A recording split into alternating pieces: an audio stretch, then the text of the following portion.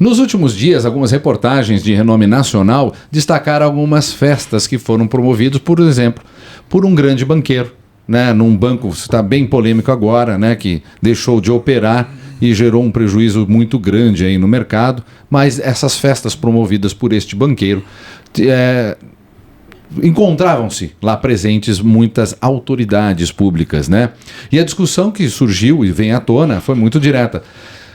A festa com autoridade é normal ou pode virar problema? O que a gente está para falar aqui hoje? A gente vai falar desse tipo de networking, né? Desse tipo de limite, né, que deve se existir. E se existe esse limite legal ou é um limite ético, né? Para a gente discutir, entender melhor onde termina a amizade, onde começa um crime de tráfico de influência, recebo novamente o advogado Marlo Salvador, criminalista, advogado especializado, né, de direito penal. E Marlo, explica pra gente já entrar nesse, com os dois pés, como dizem os manezinhos, né, o que é tráfico de influência.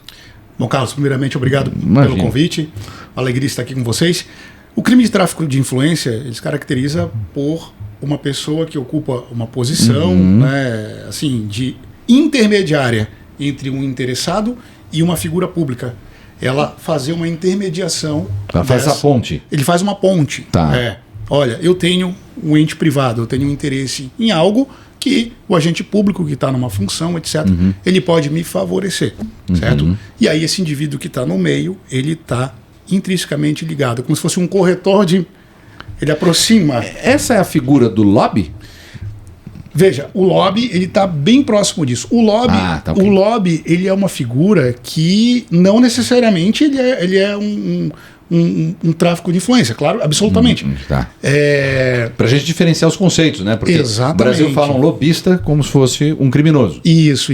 Então, assim, o lobista, de regra, inclusive é uma atividade que ela é totalmente regulada e legalizada nos Estados Unidos, certo? Que, inclusive, eu penso que deveria ser legalizado no Brasil. Tá. O lobby, ele representa interesses, ele despacha, por exemplo, um grande banco, uma indústria que está com uma questão relevante num tribunal. Ele vai lá, ele despacha memorial, ele conversa com a autoridade, detalhando os impactos que aquele constituinte dele pode sofrer em razão disso. Ele vai mais próximo para esmiuçar a questão. Mas é declarado, ele está ali defendendo aqueles interesses. Como eu falei, é uma figura que no Brasil tem um preconceito. Perfeito. Tá? E aí que entra a questão, porque ele se desdobra em várias vertentes. Ele pode estar num profissional de advocacia, ele pode estar num assessor, ele pode estar num... Enfim, e a coisa, como ela não é clara, ela acaba indo para essa sombra duvidosa, que gera, por vezes, muitas vezes, acaba gerando essa polêmica. Então, defender um projeto de lei, olha, essa lei aqui vai beneficiar a minha empresa, vamos lá conversar com os deputados, ver a viabilidade na comissão e tal. Isso é um lobby perfeitamente, vamos dizer assim, moralmente tolerável. Tá? Certo? E onde a gente entra, então, para o tráfico realmente de influência? O tráfico de influência, ele vai entrar no momento em que aquele indivíduo diz o seguinte, olha, ele promete para o interessado, diz, olha, eu tenho uma abertura com aquela figura, que pode te beneficiar nisso aqui, certo? Então, assim, tu me contrata, tu me paga um valor X, etc e tal, e eu vou viabilizar essa questão para ti.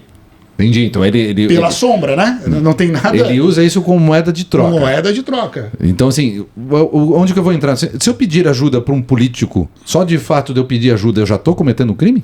Absolutamente não. Claro que vai depender da dimensão da ajuda. Isso. Caracterizar o que é essa ajuda, né? Sim, até porque o político ele é uma figura publicamente exposta, né? E ele representa, em tese, toda a população. Então, tanto é que se tu vai numa casa legislativa, Assembleia Legislativa, Congresso, para o Congresso estar de portas abertas, eu vou dizer para o povo, para ouvir, etc. A casa do povo, né? As demandas, as necessidades. Olha, o meu bairro está com problema, a minha rua, o que tu pode fazer para, sabe? Nesse sentido, tranquilo, né? Tá? Claro, tecnicamente falando, né? Mas tem esses outros tipos, dimensões de interesses e pedidos que aí já começa a entrar nessa zona cinzenta. Então temos que sempre avaliar o que é o tipo do pedido, o que é o tipo do favor, vamos dizer assim. Talvez a palavra seja essa, é o favor. O favor. Um favor. Sim. De quem ele parte, como ele parte, como ele chega lá. e como ele é atendido. Tá. Acho que essas 4 pontas aí conseguem nos trazer um certo resumo. Porque nós viemos, Carlos, de uma tradição chamada clientelista, né? O Brasil se formou com isso, né? A gente tem nos livros e tal, enfim, que é meio que culturalmente ter meio que uma troca. Eu conheço um fulano ali, eu conheço outro ali, enfim, quem nunca ouviu isso? Eu tenho um contato lá no... Muitas vezes se vê, né? Pode ser um líder comunitário, a gente não está falando somente de políticos, né? Exatamente. Pode ser um funcionário público, pode ser dentro da iniciativa privada, que eu conheço o gerente. Privada, exatamente. Eu tenho um contato do dono da empresa, eu vou lá falar com ele, olha, eu quero resolver isso aqui. Eu quero ver essa questão aqui, não sei o quê. Aí tem um gerente, não, eu conheço o dono, liga para ele aqui. Né? Enfim, e a gente tem essa cultura e que ela acaba gerando essa movimentação toda, né, nas esferas de poder. Tá? Então, como eu falei, depende, claro, de quem parte, como chega e como é atendido. Então temos que entrar, então, começar a diferenciar para as pessoas terem isso claro, e esse é o motivo da nosso bate-papo de hoje. Por exemplo, quando a gente, agora vou fazer o viés contrário, quando a gente tem um ente público, ou ter alguém que tem essa influência, diz assim, deixa que eu resolvo. Certo. Novamente, eu ofereço o favor, né? Sim. Porque eu conheço, ele também já pode estar incidindo em tráfico? Aí já seria uma outra figura. Tá. Porque o tráfico de influência, ele está ali definido nos crimes contra a administração pública. Aliás, dos crimes praticados por funcionários públicos, agentes públicos, né? E essa figura, ela entraria na advocacia administrativa. Ou seja, ele, no cargo dele, ele estaria defendendo ou advogando um interesse particular, né? Então, claro, se trata dentro da mesma temática, mas não necessariamente um tráfico de influência. Mas existe também, e está dentro desse contexto aí de tráfico de influência. Na questão que ele ofertou. Eu disse, olha, eu estou sabendo aí que tu precisas de algo, tu não queres a minha ajuda? Exatamente. Tá. Por então, algum motivo também, para ficar me devendo alguma coisa, enfim, né? Então, e necessariamente precisa ter dinheiro envolvido, não? O tráfico de influência é isso que é... Essa questão, Carlos, é bem interessante porque se discutia muito há um tempo atrás, e isso sempre aluno de direito penal na universidade ele enfrenta esse debate. A corrupção, por exemplo. Porque a corrupção é uma espécie de um gênero, por exemplo. Então tem corrupção que ela pode ser um tráfico de influência, ela pode ser uma advocacia administrativa, enfim. Claro, tecnicamente tem um crime de corrupção ativa e passiva, isso existe, né? Mas a pergunta que sempre se tinha é, a corrupção necessariamente envolveria só dinheiro? Ou, por exemplo, favores sexuais, sabe? Status. Ou uma outra oferta de outra coisa. Eu tenho uma vaga lá no... Enfim. Uma troca. Enfim, né, Então, assim, respondendo, não precisa. Não precisa. Não. Pode envolver outros bens, outros interesses. É importante ter esse alerta, porque quem está nos ouvindo pode testemunhar, pode saber e pode também levar a que isso seja denunciado e chegado às autoridades. Mas voltando a falar das celebrações, desses grandes encontros que nós apresentamos no início dessa discussão, o juiz ir a uma festa dessa magnitude, com diversas pessoas influentes presentes, é ilegal essa presença de um juiz lá? Bom, Carlos, essa presença do magistrado numa festa, etc., claro, vai depender da dimensão e do calibre desse evento. Quem está nesse evento, etc. Porque a lei orgânica da magistratura, a LOMAN, ela impõe uma série de restrições ao magistrado assim, em relação à vida social, inclusive. Né? Meio que dizendo assim, não tem muita distinção entre a toga e a tua vida pessoal. Fica claro. Então, ele é meio que, quando ele assume a magistratura, ele está ali, tecnicamente, como se fosse um padre, que ele assume porque, na verdade, o direito, né, ele vem do direito canônico. Então, ele está renunciando a certas questões. Então, na vida pessoal dele, ele tem que ter uma conduta inquestionável. Né? Então, claro, é um ser humano, tem direito de liberdade de expressão, eventos, churrasco com a família, etc. Agora, sim, a festa, ele pode também ir, mas, claro, ele está se expondo a interpretações e a ser visto com pessoas que podem, eventualmente, mais tarde, aí, questionar a atuação dele quando ele estiver com a toga. No caso que a gente está exemplificando, por exemplo, se há uma investigação em curso, investigação polêmica envolvendo diversas esferas e muito vultuosa, né? Essa proximidade, né, social, de estar ali num ambiente festivo, de talvez intimidade, porque você está numa celebração, você teve um convite. Isso fere naturalmente a reputação daquele magistrado e isso vira crime para quem proporciona esses encontros, por exemplo? A gente está falando do tráfico de influência, né? Claro. O crime, necessariamente, ele tem que estar configurado o elemento subjetivo. O que é? Querer fazer. Eu não posso ter uma conduta criminosa por presunção. Por exemplo, compreendido. Ele está andando com fulano, ele foi na fazenda do indivíduo tal, etc. Então, não tem como presumir. Viajou no mesmo avião? Viajou no mesmo... Opa, aí já está meio que... Aceitou um favor de viajar com avião emprestado? Percebe que é uma questão de como que ele se expõe. Tá. Meio que assim, ele tá indo lá perto, né?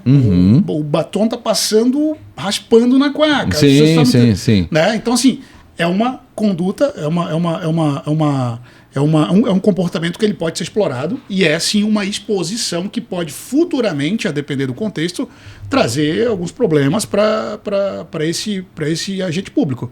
Porque, assim, o fato dele ir não significa muita coisa. Mas nós temos princípios da administração pública, dentre eles tem o da moralidade pública. Exatamente. Que ele pressupõe que não necessariamente, para se preservar a probidade e a moralidade, não necessariamente que seja ele esteja cometendo um crime. Mas pode ser classificado como improbidade administrativa, por exemplo? Veja, às vezes a conduta, ela não é ilegal, mas ela é imoral. Sim, desculpa. É um dever de consciência, talvez, dele, dizer, cara, isso aqui será que para mim vai ser... Né? Tanto é que tem vários que renunciam, né? A convites, a evento, olha, fulano de tal vai estar nessa palestra, eu não vou, não quero estar... Por uma questão até mesmo de parcimônia, de prudência, né? Então, esses fatores aí, seguramente, aí devem ser observados. Então, ele é muito mais ligado a um código de conduta da profissão do que realmente a presença caracteriza crime. Como eu falei, tem um código, a LOMAN, né, na magistratura, tem no Ministério Público, tem os servidores públicos também, mas o evento em si, como eu coloquei, ele não vai caracterizar a ocorrência do tráfico de influência. Mas veja, ele abre várias portas para a visão externa. O olhar de quem está de fora, o grande público, nesse caso do banco, né, famoso, que se tornou famoso, é a expectativa que isso gera. A expectativa, porque, veja, ele tem uma imagem a ser preservada, esse agente público. Não estou falando só do magistrado que falou. Mas esse agente público ele tem uma imagem a ser preservada. Então, assim, ele aceitou, anuiu aquela carreira dele pública, né, com uma remuneração razoável, etc. Não é isso que está em questionamento. E agora está envolvido com amigos claro, não é proibido ter amigos, mas está envolvido em eventos de alta cúpula do mercado financeiro, por exemplo, ou do mercado pecuário, etc. e tal. Então, isso é algo que pode colocar, sim, pode projetar uma sombra, uma nódoa, assim, naquele agente público e ser questionável, né? Tá na festa em si é uma resposta difícil. Estar na festa em si não é crime, mas ele abre, certo? Abre-se questionamentos para concluir. Mas abrindo uma polêmica, então, vamos dizer que há um tráfico de influência onde a pessoa diz assim, eu vou levar uma autoridade na sua festa. São pessoas? Como acontece? Eu vou levar uma autoridade na sua festa para que você consiga ali ter uma oportunidade mais íntima de conversar ao pé de ouvido e dividir o seu relato. Por exemplo, não há troca de dinheiro, necessariamente, tá? Mas este influenciador, ele diz, olha, eu consigo botar você numa área reservada com aquela autoridade. Mesmo que não há nenhum ganho. A autoridade se posiciona e diz, olha, eu não estou aqui para isso. Né? E também não vou proceder agora, eu vou me ater aos autos, né? Aquele que proporcionou, se ele pediu o favor, ele está incorrendo num crime? Olha, o contexto, a circunstância, né? Ele foi como um cupido, aproximou, né? Exatamente, ele foi... Mas houve ali um limite, olha, eu não estou aqui para isso, etc. e tal. Imposto pela autoridade pública. Ele disse, eu não vou. Isso.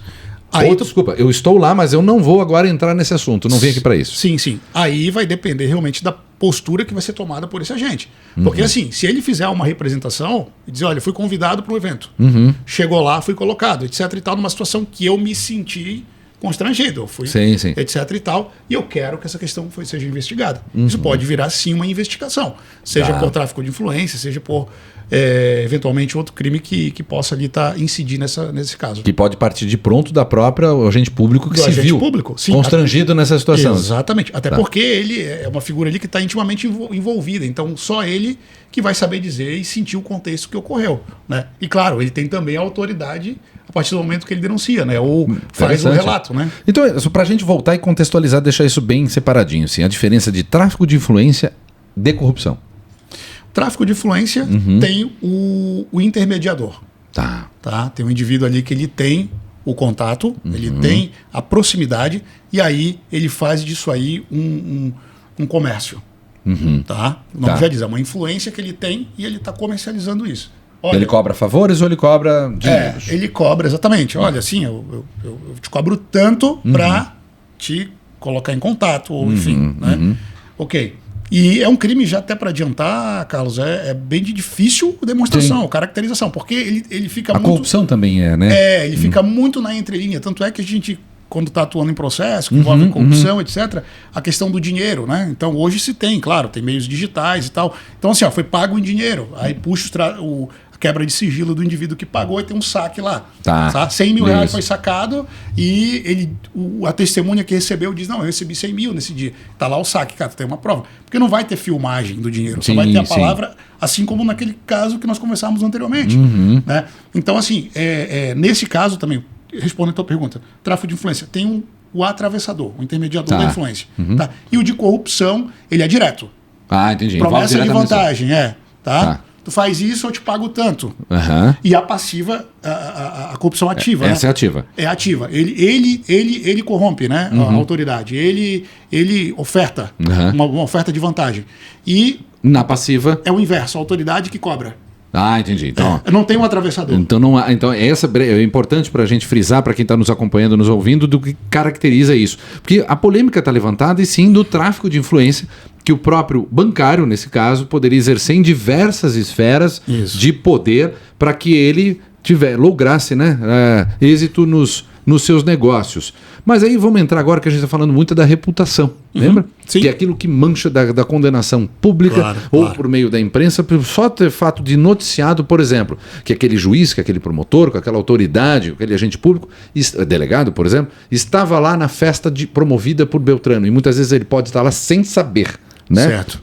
Entra primeiro para a pergunta, qual o erro mais comum dessas pessoas, nessas autoridades, quando se caem? Talvez isso nessas arapucas, vamos assim dizer. Olha, acontece, é mais comum do que se imagina, Carlos. Tá?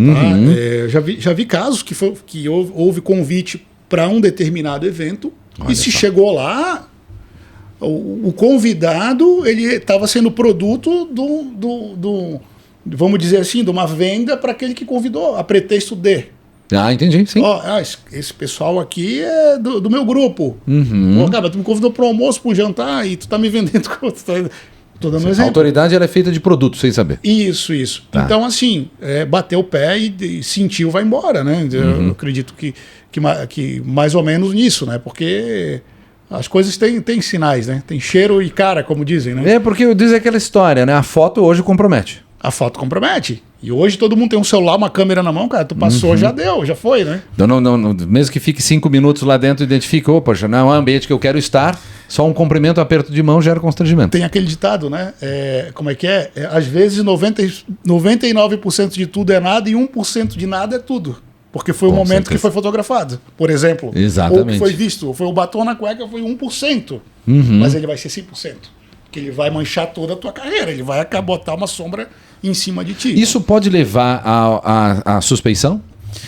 Assim, suspeição é um tema bem delicado, Carlos, porque, já falando juridicamente, é um tema que ele é incômodo para o próprio judiciário. O judiciário reconhecer uma suspeição é muito difícil. Tá. Se viu pouquíssimas vezes, não vou me detalhar os casos, mas se viu pouquíssimas vezes. Então, assim, é muito difícil. Porque a partir do momento que o judiciário reconhece uma suspeição, ele está, vamos dizer assim, se colocando numa posição de vulnerável.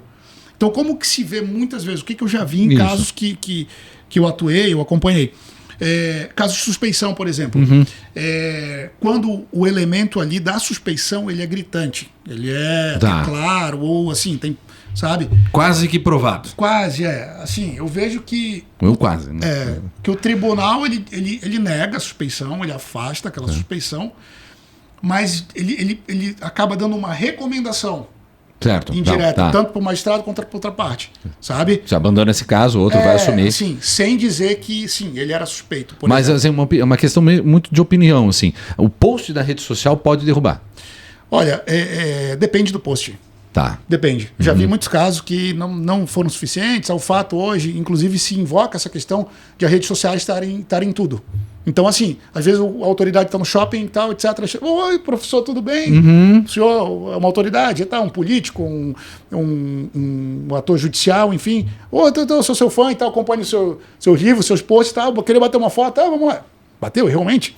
É o que muitas vezes se diz, né? Cara, eu bato foto com muita gente. Ele tava com um assassino. Pode ser, Pra né? campanha política, né? Tá lá e tal.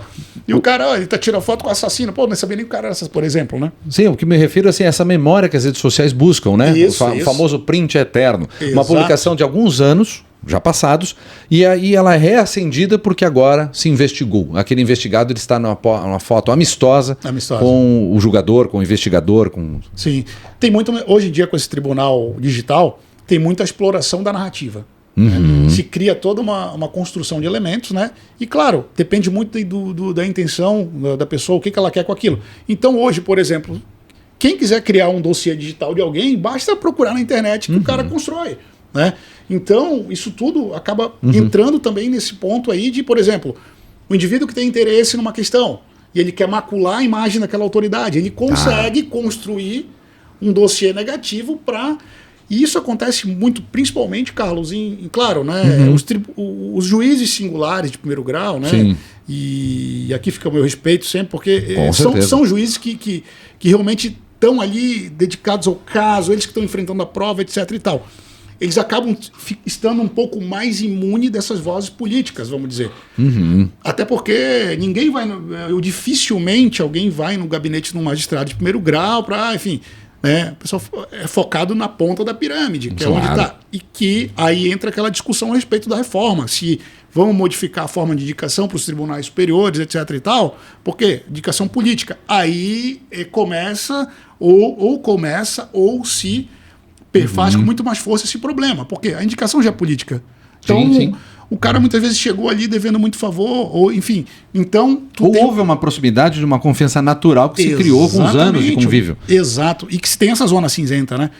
E aí tu tens aí inúmeras munições aí para tornar decisões ou medidas questionáveis. Aí isso aí é muito mais agravado quando aparece foto, quando aparece isso ou aquilo. Olha, estava entrando no barco, vamos dizer, não vou dizer, mas entrando no barco com a pessoa e tal, pô, mas o cara vai julgar e tal, enfim. Mas enfim, são N questionamentos que hoje estão muito mais aflorados com a questão das redes sociais. Exatamente. Mas isso, a gente já está entrando aqui nas recomendações do que fazer, o que não fazer, mas é importante deixar isso de uma forma resumida, até nessa parte derradeira agora do nosso tempo, para que a gente consiga contextualizar, para aquele que nos ouve, saber identificar e caracterizar. Certo. Tanto para que não cometa, não entre, né, na conduta que é condenável, e quanto aquele que observa e diz, olha, eu estou vendo que aqui pode ter um problema, eu posso levar ao conhecimento na esfera, né, das autoridades que esse tráfico de influência esteja ocorrendo. Certo. Assim, nem como a gente falou anteriormente, nem toda conduta deve ser encarada dessa forma. Certo. Né? Os próprios códigos, por exemplo, um exemplo, o Estatuto da OAB, ele tem previsão de que o advogado vai despachar em gabinete, essa coisa. Isso é uma previsão totalmente legal, totalmente praticável. E rotineira, muitas vezes. E o magistrado também, por exemplo, estou falando de magistrado, o Ministério Público também. Ele político eu não vou nem falar porque a gente já falou, que ele tem que estar de... Né? Mas é totalmente normal essa possibilidade de conversar, despachar, chegar, bater um papo, sei lá, nesse caso aqui e tal, etc e tal. Certo? Ok, beleza. E essa luta, Carlos, também, claro. Que esse indivíduo que trafega, né, vamos dizer, que ele está transitando nesses meios, ele tenha, obviamente, um olhar simpático, né? Porque, assim, somos seres humanos. Então, os juízes eles estão olhando quem está ali o tempo todo, as autoridades e tal. Então, é importante que se tenha essa imagem e tudo. Agora, a partir do momento que essa linha é cruzada, com uma bajulação, com uma oferta disso ou daquilo, realmente começa a se acender um sinal. Isso é rotineiro no Brasil, na sua opinião? Sim. A presença de todos esses favores não vamos fazer uma condenação genérica aqui, né? Mas é algo pertinente que a população tem que começar a observar? É um cuidado? É um cuidado que eu acho que ele é difuso. Ele tem que ser observado por todos. Isso, ele começa lá na recepção. Quando chega e diz, olha, me atende primeiro que eu vou... Então, é aquela questão. Está em todo lugar, não está só lá em cima. Lá em cima é apenas um espelho, é apenas um caldeirão do que acontece aqui embaixo. É o exemplo da corrupção, né? Isso. Você pedir para o coleguinha botar seu nome no trabalho da escola, você já está cometendo um ato de corrupção. Um ato de corrupção, exatamente. Então, porque muitas vezes onde eu quero chegar é aquela que não é percebido, né? é o popular, né? A ausência de informações. Claro que aqui a gente está percebendo, a gente teceu alguns comentários onde pode se caracterizar o dolo, né? Que é o pedido do favor, é a cobrança para poder exercer Exatamente. Influência. Tudo é intenção, né? Tá. O que os interessados estão envolvidos? Tá? Como ele vai viabilizar aquele interesse, quem vai viabilizar, como vai viabilizar e de que forma que ele foi entregue. Perfeito. Certo? Acho que isso aí resume bem a análise. Claro, tudo é muito delicado em relação à prova, em relação envolve poder, etc, né? Isso. Mas esses elementos são importantes para avaliar cada caso e definir antes de tomar qualquer decisão ou fazer qualquer crítica precipitada. Legal, doutor. Obrigado por mais uma vez esses esclarecimentos importantes, porque ter relacionamentos, como vimos aqui, é normal. Mas a promessa de vantagem devida não é relacionamento. Não. É um risco penal aí, né? Você está inferindo. Sim, sim. Aí é uma zona cinzenta, uma zona delicada que pode trazer problemas para esse indivíduo. Às vezes não traz nem problema, mas ele fica ali manchado porque ele foi, né, um excesso de confiança, vou tentar ali, e aquela autoridade recua e diz, olha, assim, fica aí que eu fico aqui. E aí, até para representar outros interesses legítimos, ele fica com uma mancha pro resto da vida. Perfeito. Mais do que esclarecido. Obrigado pelo bate-papo. Eu que agradeço. Ficamos também à disposição para outros temas dentro da área penal que são sempre muito interessantes e queremos sempre levar essa informação para a população em geral. Obrigado, Perfeito. doutor. Obrigado, Carlos. Um abraço. Você fica com a gente.